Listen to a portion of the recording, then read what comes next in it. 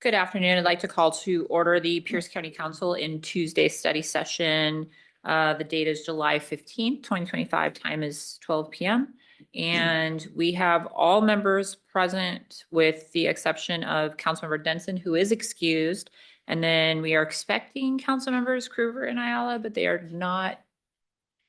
Councilmember Krueger, we are expecting. She is not quite here yet. But all other members are present. So we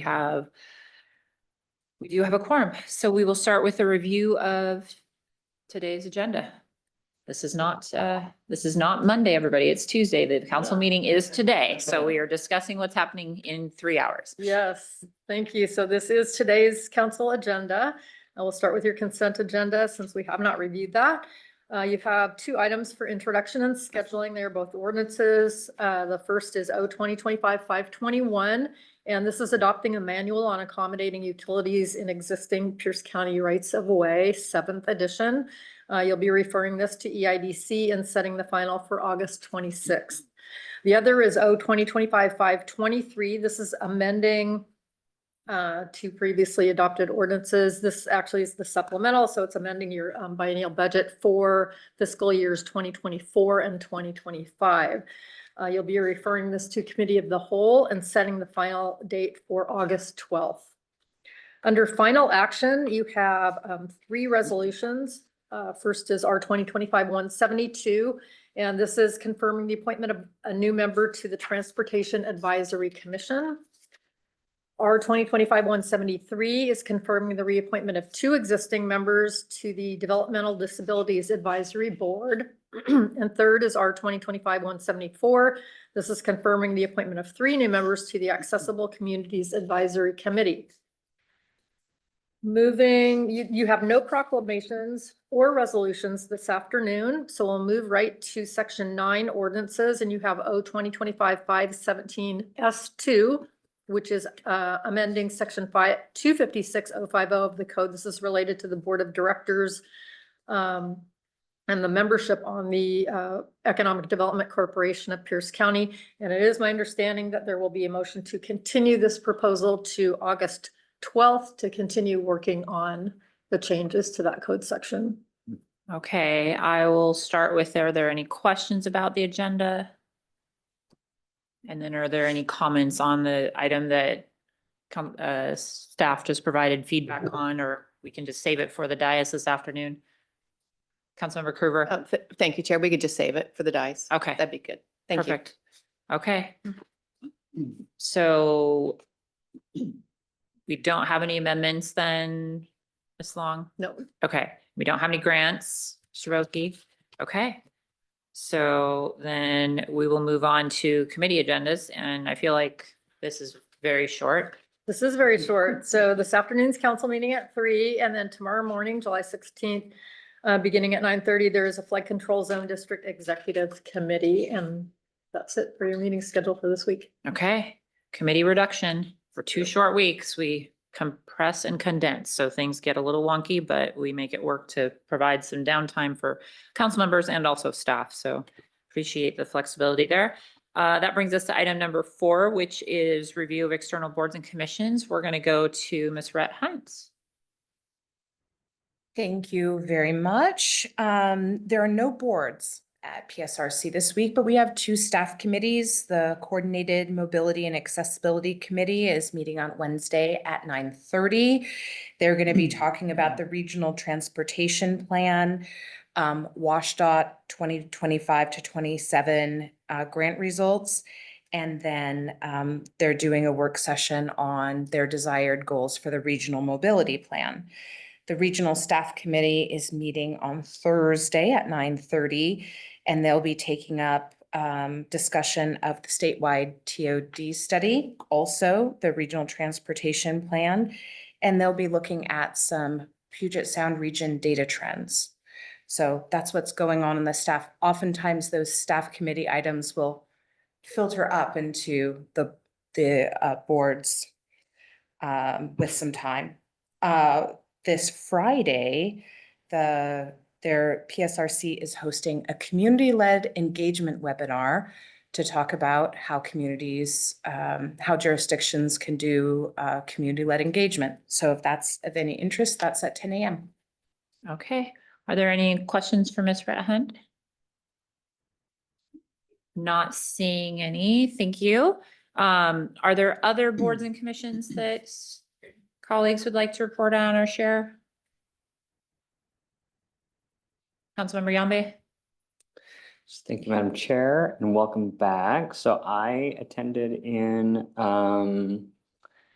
Councilmember Ayala could not make the Puget Sound Regional Council's Transportation Policy Board this last week, so I sat in. And just a couple of the big highlights would be they were talking about WashDOT's 2025-2027 Consolidated Grant Program Awards. They were talking about annual adjustment of Puget Sound Regional Council's Federal Transportation Administration funds. And then a discussion and kind of a workshop item on regional transportation plan, financial strategies and investments. And it was an interactive kind of understanding the priorities of the committee. And at the next meeting, like Ms. Hunt was talking about, there's a regional transportation plan scenario analysis results. But other than that, that is all I have to report. Okay, thank you. Love the divide and conquer. Any other boards and commissions? So Crystal Judson has a board meeting this week, but in addition, our annual barbecue is happening. If anybody wants to join us in the parking lot over by Crystal Judson this Friday from 11:30 to 1 p.m. is the time. And there was an Our Family message that came out a couple weeks ago, and I'm behind in my email, so maybe they sent out a reminder. I honestly don't know. So, but always a good time and for a good cause. I'm not seeing anyone else, so we will move to discussion of administrative items and go to Mr. Taylor. Thank you. Just a few items. One, want to make members aware that the policy director, deputy chief of staff position has been advertised. It was advertised starting last week. The initial close date on it is July 21, which is the 2-week period that the county typically provides for initial advertisement. It can be extended based upon the application pool that comes in, but it's actively out and published right now. We are starting to receive applications for that position. The continuity of operations plan, I've spoken to a briefing on the COOP for the members. We're nailing down, the date on it keeps sliding, unfortunately, because you have a lot of competition for your time at your study sessions. And so the date that we've settled on is August the 18th. It slid back a little bit to accommodate the property tax 101 presentation that the members requested that we're finalizing with the assessor treasurer's office. But that's coming. The other item is, some may think it's a minor item, some may think it's a major item, but it's the furniture for your offices. I think it's a major item because I want you to be happy with how your offices are furnished. Facilities management did provide some information on the furniture selection and what a typical setup would look like on Friday. They haven't provided me with a color palette yet, but I'm going to go ahead and put that information out to members so that you can take a look at it. And then if you have questions, we'll go from there. Really, ultimately, the question comes down to how much customization of the council offices, I think, should be provided. And right now, facilities is looking to outfit the whole building. They're looking for some uniformity and furniture, but they want to ensure that offices where elected officials are present, they're receiving guests, are outfitted at an appropriate, level, quality of furniture. And so they've provided a package of furniture for the offices that I'll distribute, so you can look at and provide feedback on. The last item related to the new building is an item that there'll be definitely going to be more work and follow up on, but that's the setup for the dais for your interfaces. So your screens, your touch screens, the screen selection that you see. They've just started the design work on that. We had a meeting on Monday to discuss it. One key takeaway from that meeting is there's going to need to be obviously dialogue with the members to make certain that what's provided meets your needs and your expectations. There may be some difference of opinion as to how you like to operate from the dais, but we're going to try to come up with a common standard, but we need to have some dialogue with members about that. And so I've started working with the chair on that, and we'll present some information to you soon on that item for the new building. So that's what I have on administrative items for the day. If you have any questions, I'd be happy to answer them. Thank you, Mr. Taylor. Are there any questions for Mr. Taylor on that? So you'll email out the The furniture furniture information. selection ideas, and then the thing on the technology for the dais, we've been to multiple different council chambers and seen a variety of different interfaces. Even at Board of Health, we use iPads. They regularly lose power, like run out of juice. So like we want something that is professional, but is flexible enough because we all interface during meetings differently. You know, we show up with a certain level of what we want to see in front of us and what level of distraction we can manage and still be effective. And so it's trying to figure out how to meet diverse. We're all different people. We have different needs to be effective when you're chairing meetings versus just attending meetings. Like there's a different level. So really thinking with that lens, what does that look like and is manageable, but also doesn't put like 15 different monitors scattered across the dais and make it look, I don't know, just not good. So we're trying to make it professional, functional and flexible, which is what we're looking for. So, okay. Any questions on that from anyone? Okay. Then we'll move on to chair's topics. So budget check-in. I know you guys briefly spoke last week about the timeline of where we are with budget. I did listen to the Monday study session. Thank you for running the show while I was out of town, Vice Chair. And I think just that continued dialogue as far as what's going up. I'll put a reminder about any of your organizations that may have reappropriations. That part of the timeline is part of this upcoming budget. So that's the one that's coming right away. And it can sometimes end up being last minute. So it's really good because this is probably the last time you will be able to do any changes to those organizations. And so please be sure that you're working with Mr. Boki and Ms. Chapman to get any information. If you're changing to somebody who's never done business with the county, this may not be the time to do that. If you can pick people who have already got contracts, but meet our requirements, like there's enough buffer within the amount we are allowed to allocate. Or if it's one of our other jurisdictions, whether it's a city, a town, a school district, those kinds of entities, there's a little bit more flexibility, but there still is a timeline to all of these reappropriations that could potentially happen due to just changes in your communities. So make sure that you are working on that, and then just pausing to see if anyone has questions about the proposed timeline for the budget amendment process that's before us, that we are going to really officially, I would say, kick off next week. Okay. So we will take a look at that information. We do have that cow to really do that deep dive.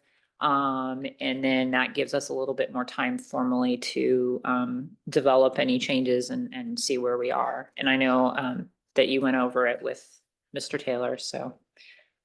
Okay, I'm not seeing anything. Is there anything else I was supposed to discuss that anybody else can remember? I've got like 4 hours of sleep, everybody, so. No. Okay. Okay, then we'll move on to item 7, which is other business, which starts with communications. Mr. Dominique?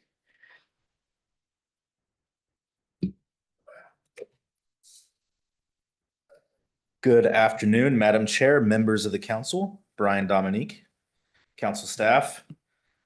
We may be in committee reduction, but your communications team is still very busy.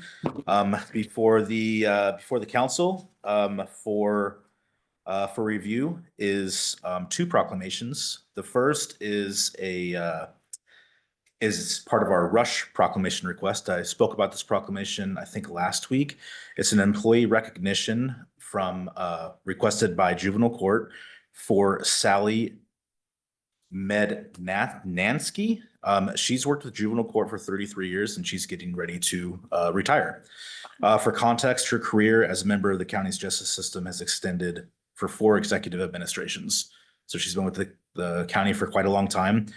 Juvenile court indicated in the proclamation its proud history in being a leader through system innovations like early childhood court, Indian childhood welfare court, the early parentage project, and reunification day celebrations.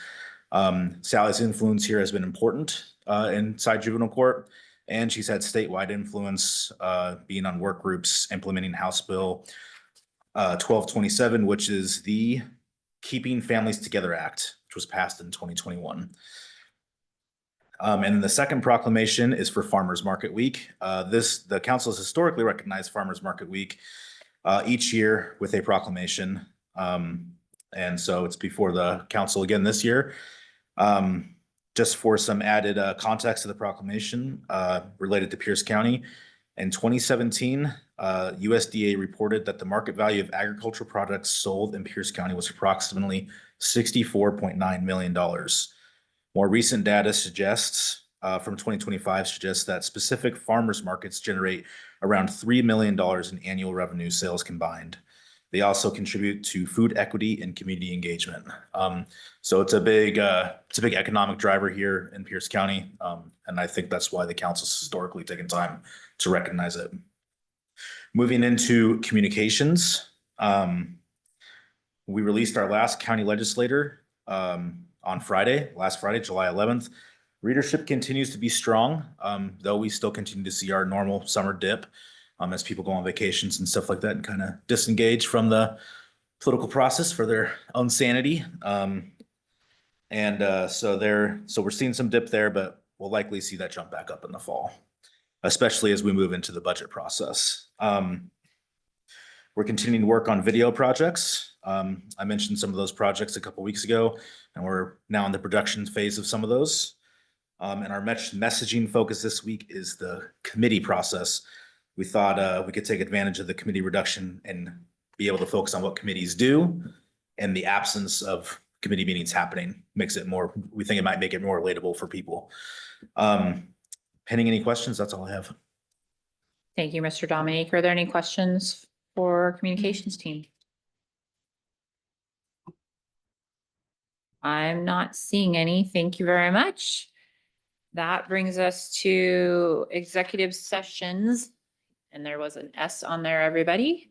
So we will go to Ms. Long. All right, thank you. So we do have 2 executive sessions authorized by 2 different sections of the OPMA. The first is authorized by RCW 4230-110-1I. The purpose for that is to discuss with legal counsel matters of pending or potential litigation to which the county is or may become a party, and when public knowledge of the discussion is likely to result in an adverse legal or financial consequence to the county. The other executive session is authorized by RCW 4230-110-1G. Today, the purpose is to review the performance of public employees. The statute further provides that discussion of wages or other conditions of employment generally applied shall occur in a meeting open to the public. And when the governing body elects to take a final action, hiring, setting salaries of individual employees or classes of employees, or discharging or disciplining employees, that action shall also be taken in a meeting open to the public.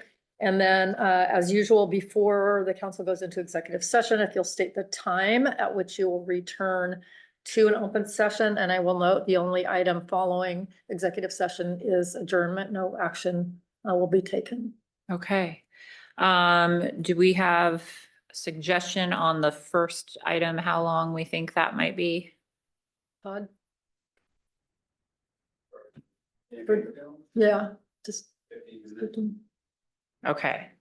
So I'm gonna say we're gonna attempt to do this in 40 minutes, everybody. I'm actually, there's no way we're doing this in 40 minutes. We will be in executive session for until 1:15. That'll give us almost an hour. So, so that'll be what we will do. We'll be 15 minutes there. And then that gives us a little bit of time to do the second part. So we are going to be in executive session till 1:15. Thank you. And there is no intended business after that. We are in executive session.